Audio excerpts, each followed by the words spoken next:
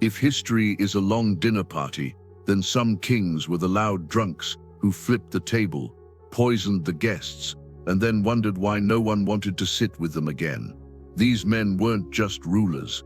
They were cautionary tales wrapped in crowns, dripping with arrogance, cruelty, and in most cases really questionable fashion choices. But here's the delicious irony. No matter how much blood they spilled, how many castles they built, or how many peasants they turned into cannon fodder, they all shared one unavoidable fate: their final words. And let's be honest, if you spend a lifetime terrorizing people, you'd hope your last sentence would be a masterpiece, something terrifying, poetic, maybe even profound. Instead, well, most of them went out sounding less like Shakespearean villains and more like punchlines at their own funerals, with some of the dumbest, weirdest, and most cringe-worthy last words you'll ever hear. And that's what makes this ride so satisfying. These so-called untouchable rulers, men who built empires on bones and thought themselves immortal, couldn't even stick the landing. They strutted through life like villains in an epic saga, only to choke out their final lines like amateurs in a bad improv show. One king begged for a horse like a stranded traveler, calling for an Uber. Another tried to play the victim after starving half his country. Some attempted to sound noble, but ended up sounding like confused uncles at a family reunion. Their last words weren't legacies, they were bloopers. So in this video, we're pulling back the velvet curtains on the kings who thought death would make them legends, only to prove that history remembers comedy better than grandeur. These are the tyrants, the monsters, the egomaniacs, whose final gasps turned their terrifying reputations into punchlines that outlived them. And once you hear them, you'll never look at crowns, castles, or divine right the same way again. 1. Nero, Rome's mad emperor. The man who thought he was Rome's greatest artist, yet played the fiddle while the city burned. Nero wasn't just cruel, he was theatrical about it. He executed his mother, poisoned his stepbrother, and allegedly kicked his pregnant wife to death. Rome wasn't so much his empire as it was his stage, complete with screaming extras. By the end of his reign, everyone was over his act. The Senate declared him a public enemy. The Praetorian Guard abandoned him, and his once golden empire crumbled into ash. Nero, the man who loved applause, suddenly found himself with no audience, except for the small detail that mobs were hunting him down like a reality star past their prime. Cornered, Nero fled to a villa outside Rome with only a handful of loyal slaves. There, trembling and paranoid, he heard the hoofbeats of soldiers closing in. He begged one of his servants to help him end his life. And that's when the king of dramatics finally gave his last line. Qualis artifex Pyrrho. Translation: what an artist dies in me. Not Rome, forgive me. Not long live the empire, not even oops. Just a self-congratulatory review of his own talent. The empire is on fire, your people hate you, you've murdered your family, and your biggest regret is that the world won't hear your next lute solo. Nero died with more ego than empire, leaving behind a burning city, a fractured Rome, and a legacy of last words that make even his worst plays look inspired.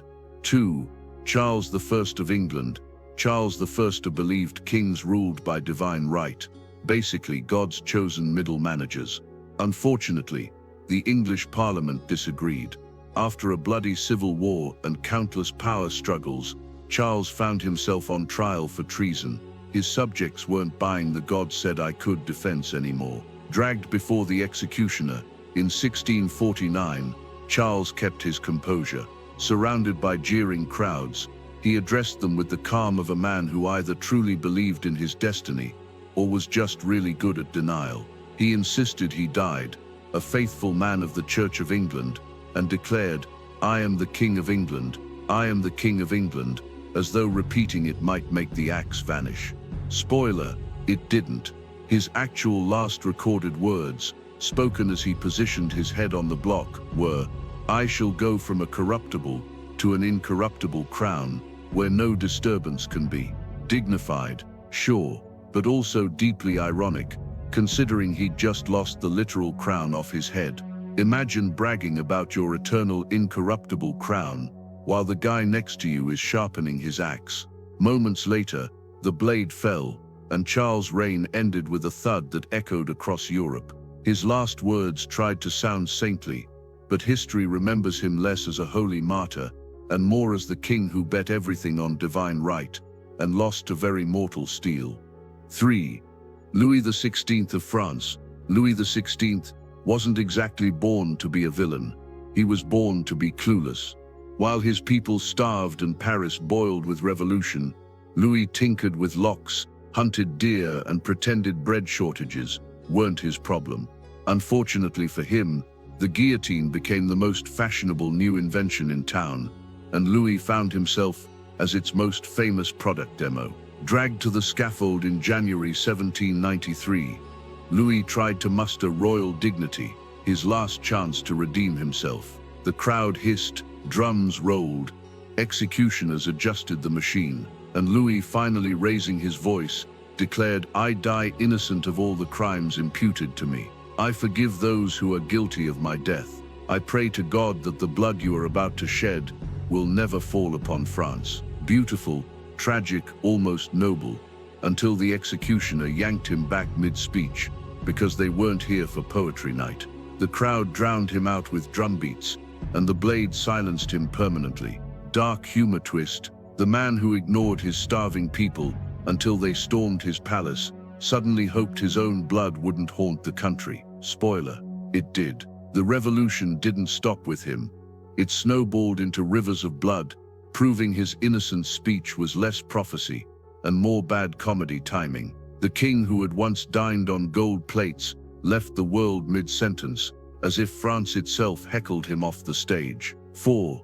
Richard III of England. Few kings have had reputations so thoroughly butchered by history or by Shakespeare as Richard III. Hunchbacked villain, child murderer, and master schemer, he allegedly had his 2 young nephews disappear in the Tower of London to secure his crown. Whether all of that was true or Tudor propaganda hardly mattered. By the time Richard rode into battle at Bosworth Field in 1485, his PR team was long dead. The battle went badly. His forces crumbled, allies deserted him, and Richard, desperate to prove he wasn't the monster they said he was, charged headlong into enemy lines, surrounded his horse slain beneath him. Richard screamed words that have echoed for centuries. "A horse, a horse, my kingdom for a horse." There it was, not a rallying cry, not a divine proclamation, but a desperate Yelp review for missing livestock. Imagine ruling England and reducing your life to bartering a crown for a stable pony. Shakespeare immortalized it.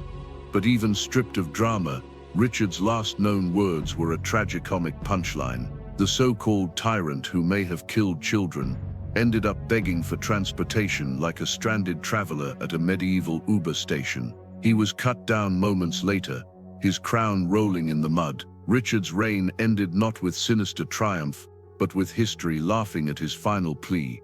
1 part tragedy, 2 parts absurdity. 5. Ivan the Terrible of Russia.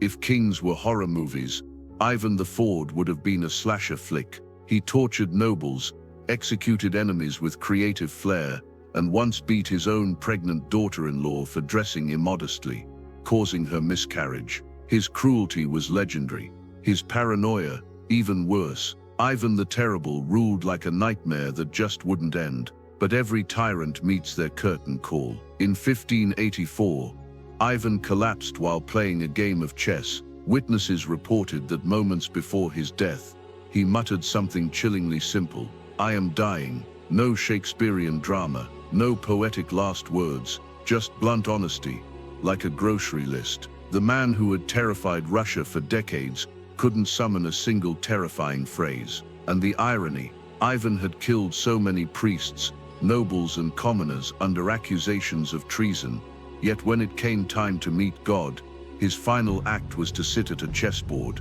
a game about kings falling, and call his own checkmate. Historians debate whether he uttered anything else, but the phrase stuck. For a man named Terrible, his last words were terribly underwhelming. The Tsar who left rivers of blood behind departed like someone announcing the obvious. And maybe that's the final joke. Ivan ruled with madness and terror, but at the end he died like everyone else, unceremoniously, mid-game, leaving his kingdom to clean up his bloody legacy. 6. Henry VIII of England. If marriage were a blood sport, Henry VIII would have been the heavyweight champion. 6 wives, 2 divorces, 2 executions, 1 death in childbirth, and 1 lucky survivor.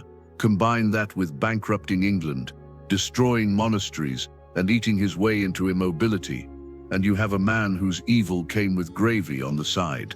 By the end, Henry was a swollen, ulcer-ridden tyrant who had to be wheeled around on contraptions just to move. His courtiers whispered about his smell before they whispered about his policies. But even then, Henry clung to the idea that he was God's chosen monarch. On his deathbed in 1547, priests asked if he wished to confess or receive last rites. Henry, bloated, breathless, and rotting, whispered his infamous final words, "Monks, monks, monks, that's it." Not a word about his 6 wives, not about England's future, not even a sorry for the mountain of corpses he'd left behind. Just a paranoid, fevered echo of the very monks he had destroyed during the dissolution of monasteries.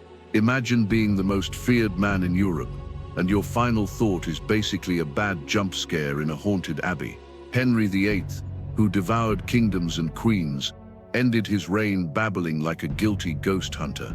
The king who made himself head of the church couldn't shake the specter of the ones he crushed beneath it. 7. Peter III of Russia.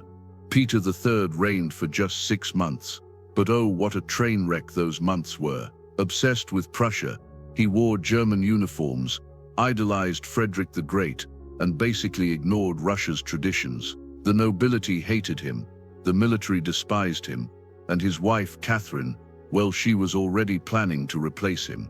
The coup was swift. Catherine the Great seized the throne, and Peter found himself locked away like a forgotten prisoner in a story he used to narrate. His end came at the hands of conspirators who accidentally strangled him in captivity.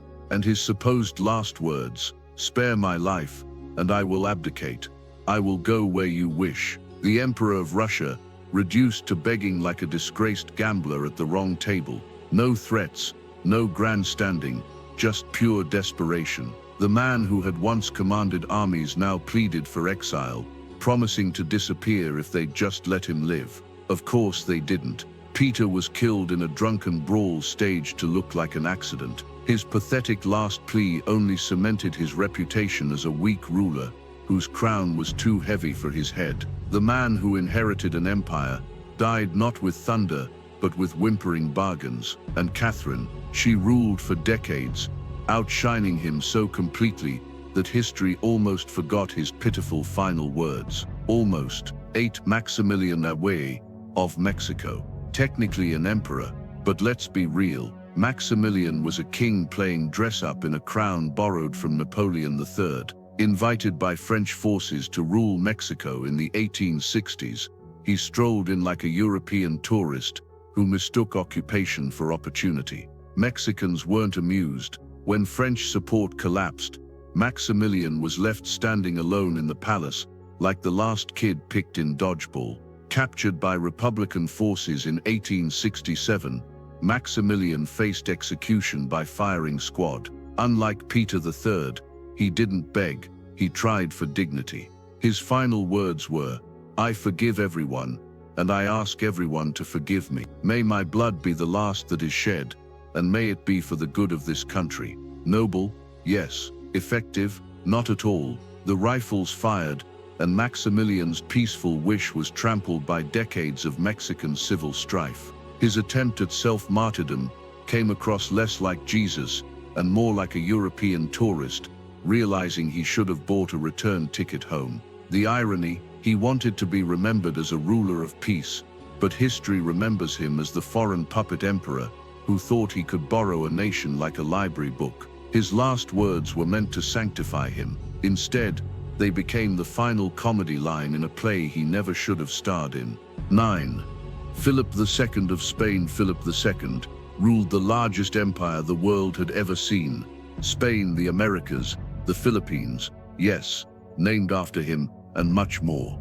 He was a devout Catholic who spent his reign stamping out heresy, funding the Inquisition, and draining Spain's treasury on wars that bled his people dry. His most famous blunder, the Spanish Armada, a divinely guided fleet that was supposed to crush England but ended up feeding fish in the Channel. By the end of his life in 1598, Philip's body was a wreck. Gout, fevers, and festering sores kept him bedridden. Priests crowded his chamber, waiting for some holy last statement that would cement his image as God's warrior king. Instead, they got this: "Oh time, oh eternity." That's it, a vague sigh at the clock. The man who ruled half the globe, who burned heretics and starved his subjects, died whining about his calendar. Even stranger, Philip had demanded his deathbed be covered in relics, bones, and crucifixes.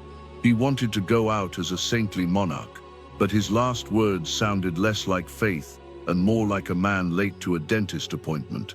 For a king who believed he was chosen by heaven, eternity was supposed to be his prize. Instead, his last breath exposed his deepest fear, that eternity would judge him harder than history ever could. 10. Attila the Hun. Not technically crowned in the Western sense, but make no mistake, Attila was a king of fear. Known as the Scourge of God, he terrorized Europe in the 5th century, leaving cities in ashes and emperors trembling in their marble halls. He was ruthless, unstoppable, and seemed more myth than man. But his death, utterly ridiculous. On the night of his wedding to a young bride, Attila drank himself into a stupor. Sometime before dawn, he suffered a massive nosebleed and choked to death in his sleep. The warlord who crushed empires died like a frat boy at a bad kegger. His last words, as recorded in fragments, were supposedly muttered drunken boasts: "Drink, celebrate. This is a night of joy," and that was it. The most feared man in Europe partied himself into oblivion. No battlefield glory, no divine proclamation, just a slurred toast before drowning in his own blood. Dark humor doesn't get darker than this. Attila's enemies feared he would live forever, and yet he died because he couldn't handle his own bachelor party. The conqueror who brought Rome to its knees was brought down by his own nose. Attila's death stunned the Huns, who believed no mortal could kill him, and technically no one did, unless you count bad wine and poor circulation as assassins. His last words, meant as a celebration, became a twisted epitaph for a man who mistook excess for immortality. 10 kings, 10 reigns of terror, arrogance, and bloodshed, and 10 last words that proved even the most powerful men could collapse into comedy at the finish line. Some begged, some boasted, some prayed, and some just blurted out nonsense. History remembers their cruelty, their battles, their palaces, but their final sentences, those are the punchlines etched into eternity. Kings who believed they were chosen by God, destined to rule forever, ended up sounding more like failed poets, panicked beggars, or drunkards on their way out. And that's the twisted magic of last words. They strip away the myth and leave us with the human, often ridiculous truth.